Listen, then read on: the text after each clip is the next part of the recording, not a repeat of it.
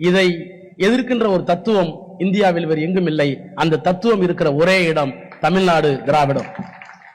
அப்ப பெரியார் சந்திக்காத ஆபத்தை, அண்ணா சந்திக்காத ஆபத்தை, கலைஞர் சந்திக்காத ஆபத்தை நம்முடைய அருமை தலைவர் மாண்புமிகு முத்துவேல் கருணாநிதி ஸ்டாலின் என்ற ஒரு மனிதர் சந்தித்துக் கொண்டிருக்கிறார்.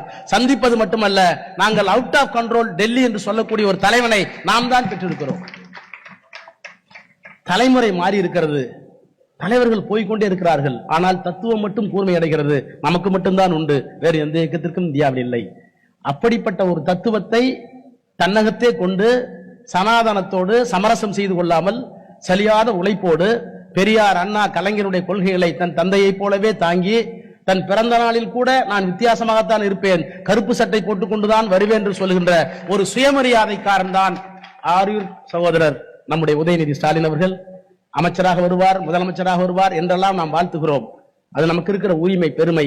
அதையெல்லாம் தாண்டி இந்த தத்துவத்தை தளராமல் அடுத்த தலைமுறைக்கு கொண்டு செல்கின்ற அந்த தம்பியை, அந்த தலைவனை வாழ்த்தி விடைபெறுகிறேன். நன்றி, வணக்கம்.